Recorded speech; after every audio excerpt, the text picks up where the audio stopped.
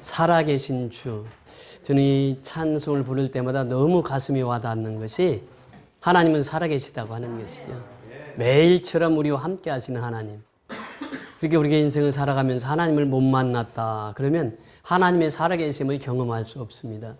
하나님을 만난 사람마다 고백하는 것이 무엇입니까? 우리 하나님은 살아계시다라고 하는 것이에요. 그 살아계신 하나님께서 독생성자 예수 그리스도를 이 땅에 보내주셨다. 그 이유는 죄인된 우리를 구원하시기 위해서. 그 예수님의 십자가의 죽으심은 우리의 모든 죄를 담당하시고 죽으신 것입니다. 그리고 십자가에 죽으셨으나 사흘 만에 부활하셔서 우리에게 부활의 생명을 주셨어요. 그래서 우리는 주 오실 때까지 그 영적인 싸움을 하고 살아가는 것입니다. 천국을 향해서 달려가는 것이죠. 하루 자고 일어나면 천국이 하루 더 가까이 다가오는 것이죠, 내게. 그래서 우리는 항상 그 살아계신 주만 바라보고 살아가는 것입니다. 우리 병원에 갔다 퇴원해서 보니까 여기 강대상이 너무 아름다워요. 이런 꽃들 보세요. 5월은 장미의 계절이라고 그러잖아요. 장미도 있고 이 노란 꽃도 얼마나 예뻐요. 또 이 수국도 너무나도 개량된 수국이 아름다워요. 이제 이들이 물을 먹고 자랍니다. 사람도 역시 마찬가지예요. 물 없이는 살아갈 수 없는 것이 인생입니다. 70%가 물로 되어 있기 때문에 우리는 물을 먹지 않고는 살아갈 수가 없어요. 그러니까 이 시간 예수님께서 주시는 생수를 듬뿍 마셔서 그 예수님의 은혜 속에서 오늘도 승리하는 저와 여러분의 삶이 될 수 있기를 주의 이름으로 축원을 드립니다. 사람은 변하지 않는다고 합니다. 아무리 아내가 잔소리해도 남편 변하지 않습니다. 남편이 아무리 잔소리해도 아내가 변하지 않아요. 이 사람은 변하지 않는다고 그래요. 그 사람은요, 나이가 들으면 변하지 않아요. 나이가 들어도 안 변해. 그럼 언제 변하냐? 첫째는 죽음의 위기에 닥쳤을 때 사람은 변합니다. 죽음의 위기에 닥치면 모든 걸 내려놓거든요. 생사는 하나님께서 주관하시는 것이기 때문에 죽음의 위기 앞에서는 사람이 변화된다는 거예요.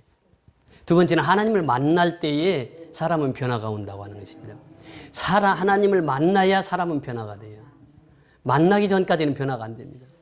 그래서 오늘 본문에 보면 사도 바울에 대한 이야기인데 특별히 사도 바울은 여기에서 간증하는 것이 첫 번째가 아닙니다. 이미 간증을 했어요. 사도행전 9장에서 내가 어떻게 하나님을 만났는지를 자세히 설명을 했습니다. 이제 두 번째 간증입니다. 대상들은 예루살렘에 있는 모든 유대인들에게 간증을 하는 거예요. 그 바로 지지난주에 우리가 말씀을 살펴본 바는 어떻습니까? 바울이 이제 드디어 예루살렘에 가잖아요. 3차 선교복을 했습니다. 다 은혜를 받았어요. 그런데 그 유대인들이 어디에서 온 유대인?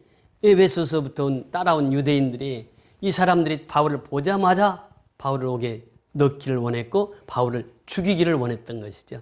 그래서 소동을 일으킨 거예요. 그렇게 유대인들은 잘 모르니까 그냥 그 소동을 일으킨 그 주범들에게 같이 따라서 바울 죽이자. 그래서 끌어다가 바울을 성길에서 끌어다가 거반 죽게 했잖아요. 그때 그 천부장이 딱 그 광경을 보고 백부장 둘을 데리고 그 군사 200여 명을 딱 데리고 이제 무장한 군인들이 착착 가는 거예요. 그러니까 바울을 죽이려고 했던 무리들이 군인들이 오는 거예요. 보니까 백부장이 있고 천부장이 있는 거예요. 그러니까 더 이상 때리지를 못하는 거예요. 그래서 천부장이 이제 그 바울을 인계받고 나서 바울을 이제 자기가 군대들이 있는 이달리아 군대, 그때 당시 로마 군대입니다. 최강의 군대예요. 그들이 이제 빌립보를 다스리고 있었거든요. 빌립보는 거의 로마의 퇴역 장교들이 많이 살고 있었습니다. 그들이 이제 세력이 제일 막강해요. 그들이 이제 바울을 체포해가지고 가는 거예요. 가는 노중에 바울이 천부장이 얘기를 하는 거죠. 나 유대인들에게 좀 말 좀 할 수 있게 해달라고. 그랬더니 그 천부장이 생각하기를 이 사람이 전에 자객 4,000명을 데리고 광야로 피신한 사람인가 이렇게 천부장은 생각을 했던 것이죠. 왜냐하면 그때 당시에 그 애굽인이 그 자객들을 거느렸는데 3만 명을 거느렸다는 거예요.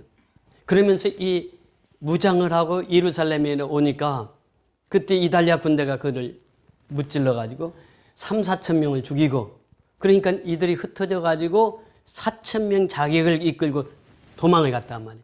그러니까 천부장은 그 두목이 이 사람이구나 이렇게 생각했는데 헬라말을 딱 하는 거예요. 그러니까 이 천부장이 깜짝 놀란 거예요. 그러면 애교부는 아니겠구나. 그래서 지금 말을 하라고 하니까 부형들아 이렇게 얘기를 합니다. 이 성경에 보면 딱 부형들아 이 말이 두 군데 나옵니다. 스데반이 한번 사용했고 바울이 사용해요.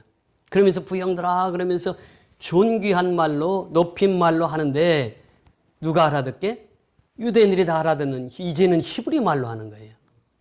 저는 헬라어로 말을 하더니 이제는 히브리 말로 얘기를 하는 거예요. 그러니까 그 사람들이 야 이거 우리가 잘못 본 거 아니야? 이 사람 잘못 본 거 아니야?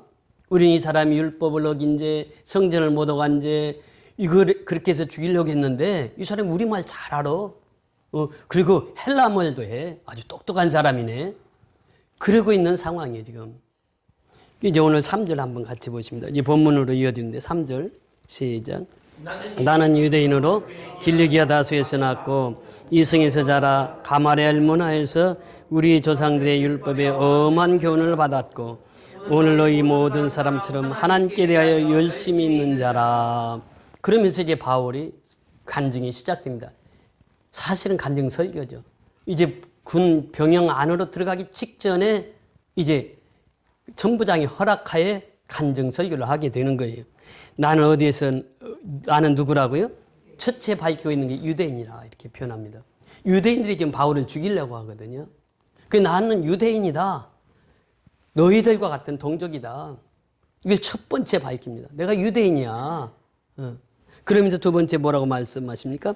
길리기아 다소에서 났고 이렇게 표현합니다. 이 길리기아 주라고 했는데 거기 다소가 수도입니다. 그 길리기아 다소에서 났어요. 그러면서 뭐라고 표현합니까? 이 성에서 자라. 이제 우리 성경의 말입니다. 근데 원문에 조금 달라요. 길리기아 다소에서 났고 가마리알 문화생으로서 자라 이런 표현입니다. 이제 원문에 보면은. 그래서 성경학자들은 여기서 이제 많은 논란을 가지고 옵니다. 성경학자들 중에 어떤 사람들은 바울이 다소에서 나서 다소에서 자랐다 이렇게 주장하는 학자들이 있고 두 번째 학자는 바울은 나기는 다소에서 났지만 자라기는 예루살렘에서 자랐다. 왜? 가마리엘 문화 학파가 예루살렘에 있거든요. 최고의 그 당시 명문 대학이었거든요. 우리는 오늘날 우리나라로 말하면 서울대란 말이죠. 최고의 명문 대학이 예루살렘에 있었어요. 근데 이 원문에 보니까 이제 후자가 가깝습니다. 그러니까 나기는 다소에서 난 건 맞아요. 그런데 자라기는 어디서 자랐느냐? 예루살렘에서 가마리엘 문화생으로 자랐다고. 이게 원문에 보면 거기에 붙어 있거든요. 이게. 그러니까 이 바울은 어려서부터 유학을 했습니다. 우리나라도 그런 사람들이 가끔 있습니다. 부잣집은 태어나서 어려서부터 이렇게 유학을 시키는데 이 바울이 그랬어요. 그때 나이를 성경학자들은 10살, 또 어떤 사람은 13살, 14살 이렇게 보는데 한 10대 때, 10대 초반에 예루살렘으로 간 거죠. 가마리엘 문화상으로 들어간 거란 말이죠. 그러니까 수제 중에 수제지요. 그 어린 나이에 가마리엘 문화상으로 들어갔으니까. 그래서 거기에서 이제 자랍니다. 그러면서 가마리엘 문화 하면은 유대인들이 다 알아요. 거기는 뭐 율법을 철저히 가르치는 곳. 그러면서 바울이 고백하기를 나는 우리 조상들의 율법에 엄한 교육을 받았고 벌써 이 얘기를 하니까 그 바울을 죽이려고 했던 군중들이 유대인 이 사람이 율법을 가마리엘 문화상에서 배웠다고? 너무나도 잘하는 거예요. 익히 잘하는 거예요. 자기들이 선망의 대상이거든요. 가마리엘 문화생이 되는 것이 선망이었고 그런데 이 사람이 자기가 얘기하는 게 지금 죄수로 끌려서 자기들이 죽이려고 했던 이 사람이 지금 얘기하는 거예요. 바울이. 엄한 교육을 받았고 오늘 너희 모든 사람처럼 하나님께 대하여 무엇이 있는 자라? 열심히 있는 자라. 열심히. 그러니까 이 사람 유대인들이 사울을 죽이려고 한 목적이 뭐예요? 바울을 죽이려고 한 목적이 하나님에 대한 열심이라는 거예요. 자기들이. 왜냐하면 요놈이 배교했다는 거예요. 유대인인데 유대교를 믿다가 이게 기독교로 넘어갔으니까 요놈은 죽여야 된다는 거예요. 그러면서 그 열심히 있는 사람들이 또 하거든요. 그때 당시는 제롯당, 열심당원들이 있었습니다. 이 사람들은요, 사람을 죽이기까지 해요. 그러니까 모슬렘이 믿지 않으면 죽여도 된다는 거예요. 그 모슬렘 경에 써 있다는 거예요. 그러니까 이 열심당원이 그런 부류입니다. 아주 열심히 대단한 사람들이에요. 그런데 바울도 그랬다면 바울도 그러면서 자기가 어떤 사람인가를 분명히 얘기를 합니다. 예수 만나기 전에 바울이 어떤 사람인가를 분명히 지금 소개를 하고 있어요. 그러면서 4절에 보니까 뭐래요? 내가 이 도를 박해하여 사람을 죽이기까지 하고 남녀를 결박하여 옥에 넘겼노니, 우리가 사도행전 7장에서 말씀을 나눴죠. 누구를 말하고 있습니까? 스데반을 말하고 있어요. 스데반을 돌로 쳐서 죽게 만든 장본인이 누구라고요? 그게 사울이란 말이에요. 그 사람이 바울이에요. 사울이나 바울이라는 이름은 같습니다. 그러니까 이 사람은 사람을 죽이는 데에 앞장섰어요.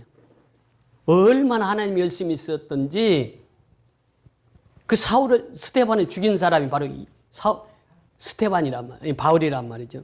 그러니까 그 얘기를 하는 거예요, 지금. 그래서 남녀를 결박하여 옥에 넘겼노니 이에 대제사장과 모든 장로들이 내 증인이라. 그 대제사장이 공문을 가지고 왔거든요. 장로들이 그 당시에 최고의 기관이었는데 장로들이 다 인정하고 대제사장들이 인정해서 나에게 다 체포권을 줬다. 그래서 예수 믿는 사람들 색출해가지고 잡기만 잡아보라. 그럼 옥에다 다 가두고 심지어 스데반은 죽이기까지 했던 사람이 나라. 그러니까 대제사장들에게 알아봐라. 장로들에게 알아봐라. 내가 어떤 사람인가를. 너무나도 당당한 얘기를 하는 거죠.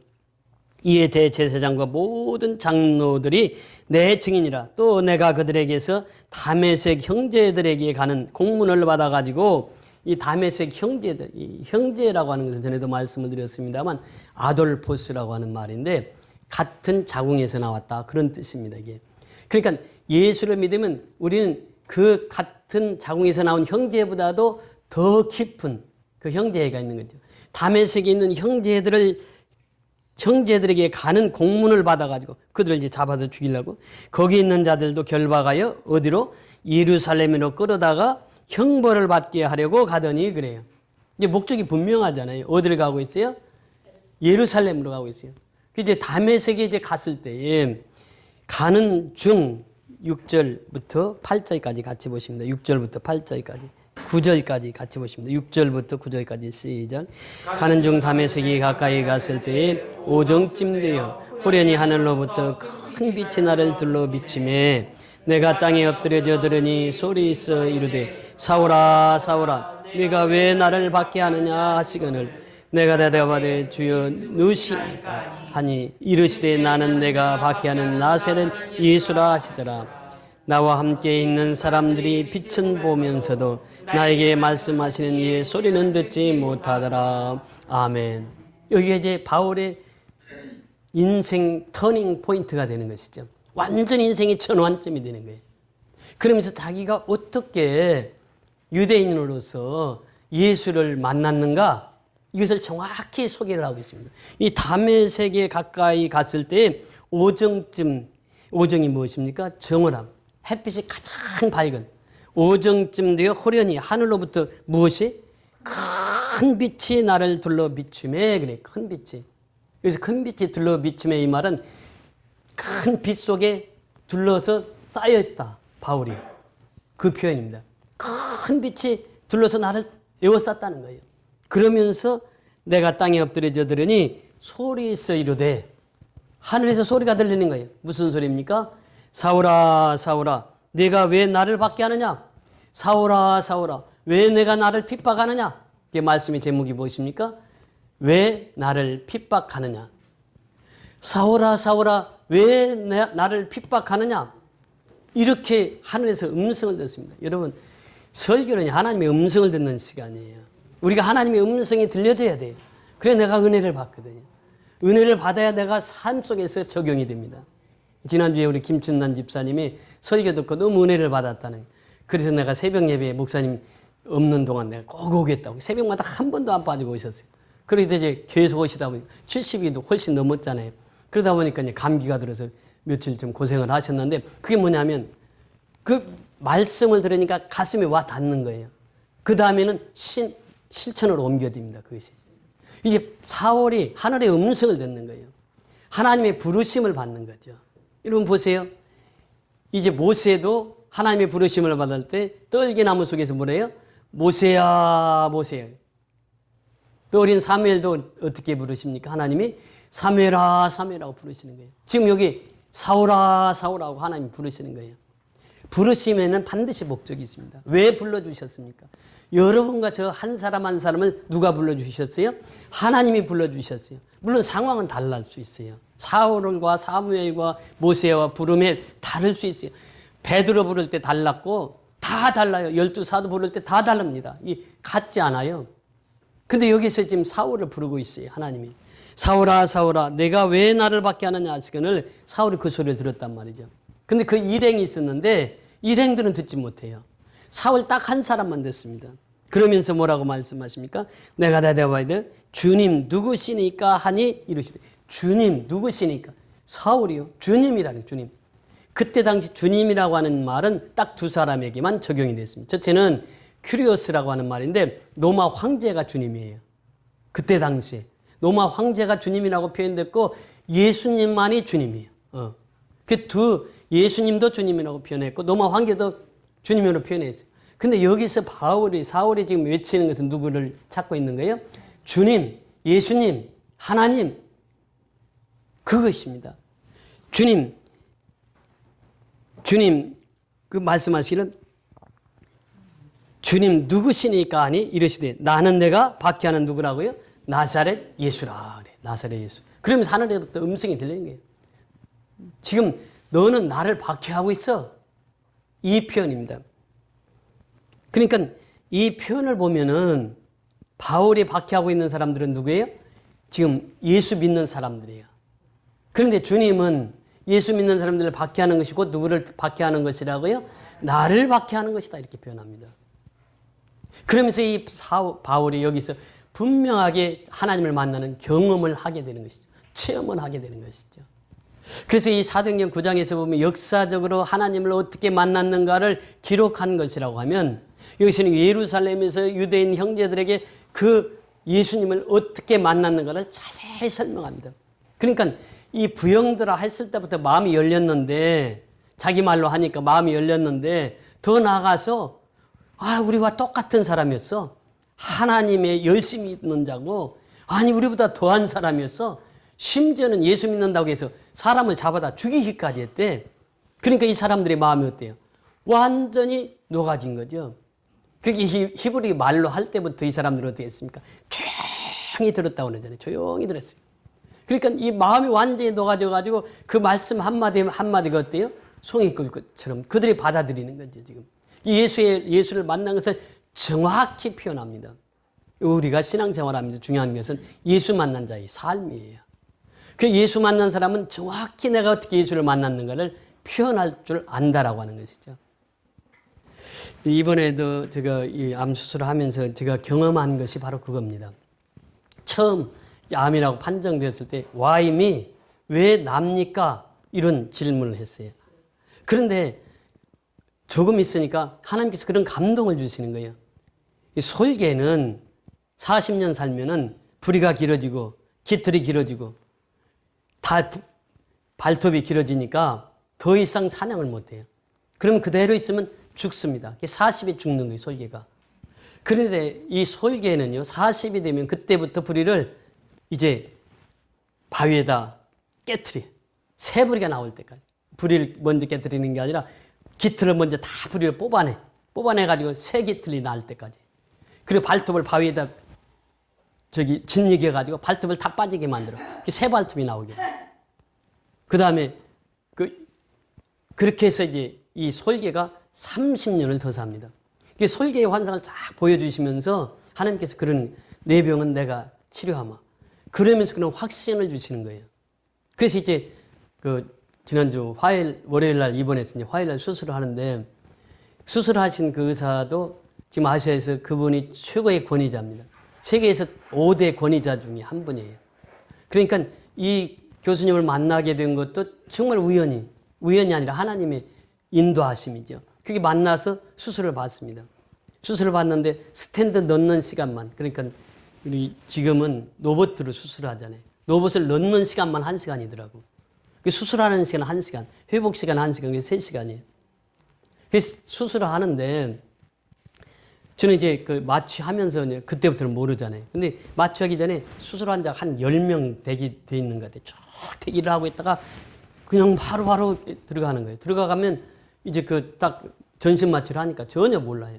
근데 회복실에 와서 1시 20분에 이제 요셉이한테 문자를 보내고 1시 30분에 제가 이제 회복실에서 이름이 무엇입니까? 그러더라고요. 원영이 그랬더니 생년월일. 그래서 56년 12월 16일 그랬더니 지금부터는 본인 스스로 호흡을 해야 됩니다. 지금까지는 기계가 호흡을 해주었지만 지금부터는 본인이 해야 됩니다. 그러면서 따라서 하세요. 크게 숨을 들이마시세요. 이제 크게 숨을 내쉬세요. 크게 들어마시세요. 숨을 내쉬세요. 계속 하시는. 그걸 딱 30분을 하는 거예요. 본래 얘기를 듣기는 회복 속도가 빠르면 1시간, 좀 늦은 사람은 2시간까지 가니까 그 사람마다 다르다고. 근데 저는 한 30분 테스트 해보더니 제일 먼저 회복실에서 나온 거예요. 그냥 나가도 된다는 거예요. 다 됐다고. 그래가지고 회복 속도가 다른 분들에 비해서 엄청 빨랐습니다. 그래서 그 간호사가 그런 얘기를 해요. 제가 수년 동안 간호해봤지만 이분처럼 이렇게 회복 속도가 빠른 건 처음 봤더니 수술도 자국 없이 잘 됐고 그러면서 얘기를 하는 거예요. 그래서 이제 그 본래 퇴원이 금요일입니다. 금요일 날 예정을 하고 들어갔는데 목요일 날 오전 되니까 10시에 퇴원하라는 거예요. 그 목요일 날 오전에 10시에 퇴원을 해가지고 지금까지 이렇게 건강하게 오늘도 이렇게 말씀을 인도할 수 있도록 건강을 회복해 주셨는데 참 전적인 하나님의 은혜고 하나님의 축복이고 여러분들이 기도해 주신 결과라고 믿습니다. 바로 이제 회복하고 10일째 되는 날, 그 다음 날 미얀마에서 연락이 왔어요. 지금 폭풍이 지나가니까 기도 좀 해달라고. 그래서 이제 통화를 했는데 그 미얀마의 그 지교회 목사님들이 다 모였대요. 5월 9일 날 수술하는 날. 다 모여가지고 목사님을 위해서 다 같이 기도했습니다. 그 얘기를 해주더라고요. 너무 감사하더라고요. 그래서 저는 이번 수술을 통해서 정말 하나님의 살아계심을 경험하게 되고 이제 제가 그 헌금을 하면서 그 얘기를 했어요. 하나님 이제는 마음껏 쓰세요. 그래서 이제 내가 이 세상 떠나는 날까지 하나님 앞에 마음껏 쓰임 받기를 원하는 거죠. 그러니까 여러분 한 사람 한 사람이 다 그렇습니다. 살아계신 하나님을 만나면 그 내가 만난 것은 내가 경험한 것은 누구에게나 다 얘기할 수 있어요. 그러니까 전립선 암 걸린 사람이 있으면 내가 어떻게 치료받는 것을 누구보다도 잘 알아요. 왜? 나는 경험을 했기 때문에 그래요. 예수를 경험하고 예수를 만나면요. 그 사실을 누구에게나 정확하게 증거할 수가 있습니다. 그래서 우리가 예수를 만난다고 하는 것은 그 일생일대에 가장 중요한 일이에요. 예수를 만나야 그 사명을 감당하거든요. 왜 하나님이 나를 불러주셨습니까? 예수 만나라고 불러주셨다 할지라도 예수를 못 만난 분은요. 신앙생활을 대충 합니다. 평생 동안 대충 하다 가는 거죠. 근데 예수를 만난 사람은 그렇게 하지 않아요. 정말 예수를 위해서 삽니다. 정말 이번 요셉이가 수고를 많이 했는데 전에도 이제 임플란트 할 때 100만 원을 딱 보내왔더라고 요셉이가. 이번에도 아빠 가면은 의자가 이 수술은 이제 전립선 수술은 의자가 이제 좀 중요하거든요. 의자를 지가 딱 사놓은 거예요. 수십만 원짜리 의자를 사놓고 그거 이제 누웠더니 침대 같아가지고 뭐 이게 세상 편한 거예요. 이게 쫙 누웠다.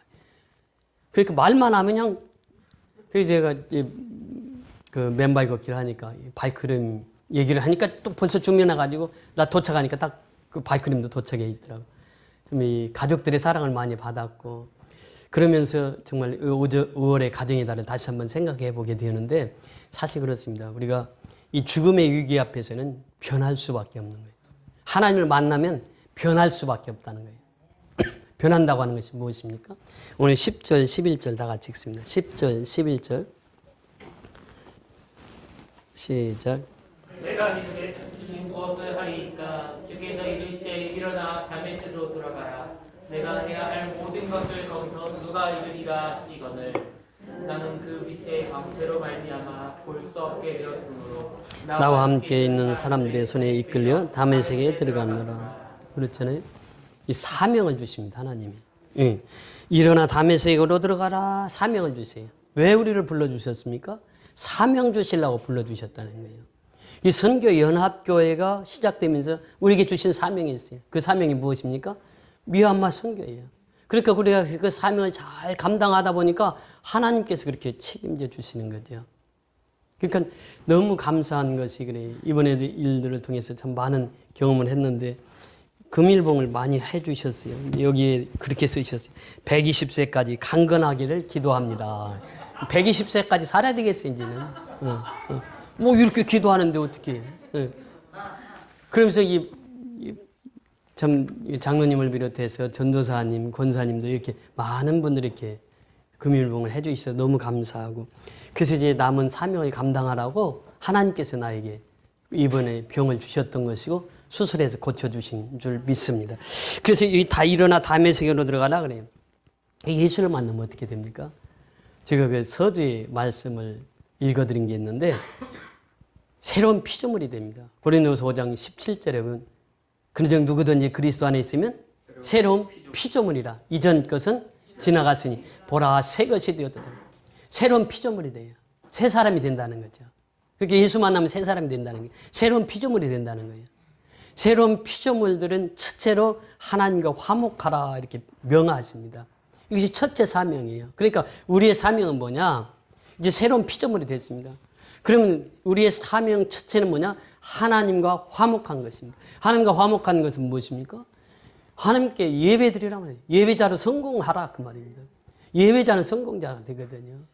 예배를 통해서 성공하는 사람이 되는 거예요. 예배자로 성공하라. 이게 하나님과 화목하라고 하는 것은 첫째는 또 예배고 둘째도 예배입니다. 예배를 통해서 내가 말씀을 받아야 내 삶이 변화되는 것이죠. 그래 하나님과 화목하게 되는 것이죠. 두 번째는 하나님의 사신이 되어라 이렇게 말씀하십니다. 사신이라고 하는 말은 무슨 말입니까? 대사입니다. 대사. 이번에 윤 대통령이 미국 갈 때 미국에 가면 누가 한국 사람 중에 제일 높습니까? 대사입니다. 미국 대사가 있어요.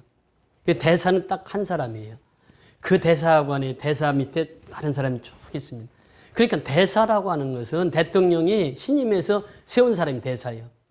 그러니까 하나님 나라에서 하나님께서 세우신 대사는 누구예요? 하나님께서 인정하고 하나님께서 쓰시기 위해서 세운 사람을 대사라 이렇게 표현합니다.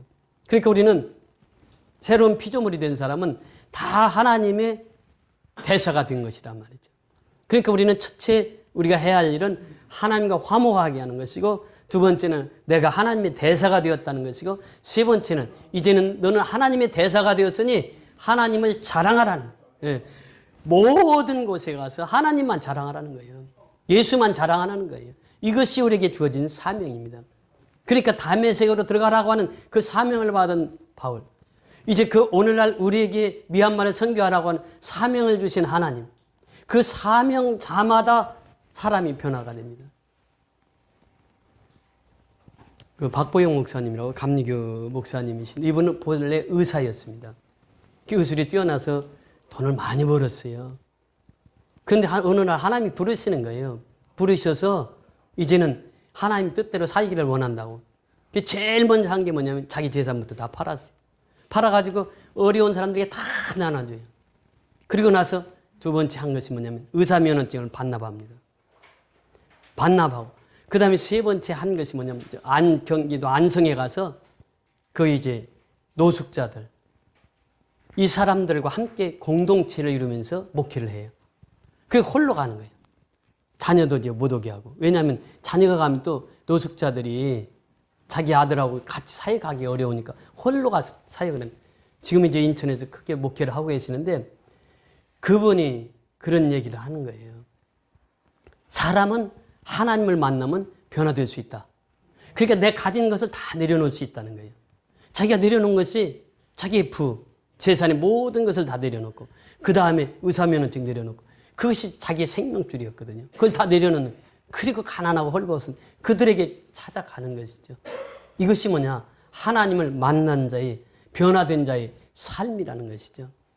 우리가 하나님을 만나면 이게 변화가 되는 거죠. 테레사 수녀도 그렇고 이제 모든 하나님을 만난 사람은 그 완전한 변화를 이룹니다. 그래서 바울이 하나님을 만나서 그렇게 핍박을 받고 자기를 죽이려고 하는 그 예루살렘까지 가서 체포당해서 끌려가면서 지금 또 간증을 하고 있는 거예요. 그러니까 바울은 오직 예수밖에 없는 거예요. 예수만 자랑하고 예수 이름을 높이고 지금 눈에 보이지 않잖아요. 그러니까 아나니아에게 가서 안수기도 받고 눈을 떠서 또 아랍에 가서 3년 동안을 또 경건의 훈련을 받잖아요. 그리고 사역을 또 하는 거예요. 그러니까 바울의 삶은요, 그 당시 가마리엘 문화생이면요, 지금으로 말하면 서울대 교수할 수 있고 연세대 교수할 수 있고 그런 실력을 가진 자인데 그 다 팽개치고 모든 가진 것을 뭘로 여겼다고요? 배설물로 여겼어요. 빌립보서 3장 8절에 보면 그러면서 오직 예수만, 예수 위해서 일생을 살아갑니다. 이것이 뭐냐면 사명자의 삶이에요. 사명자는 그렇습니다. 오늘도 그래요. 오늘도 사명을 받은 사람은요, 예수만을 위해서 살아갑니다. 예수님은 그 생애의 모든 것이니거든요. 그 예수님을 위해서 세상 말로 하면 몰빵한다는, 몰빵. 오직 예수밖에 없어요, 그 사람에게는. 그러니까 이 사명자는 예수밖에 없는. 그 우리를 하나님이 부르시고 이 소명으로 불러주시고 우리에게 사명을 주셨는데 그 사명은 뭐냐? 예수 자랑을 하고 있는 거예요. 사명은 뭐냐? 예수 만난 사람들이 꼭 해야 할 일.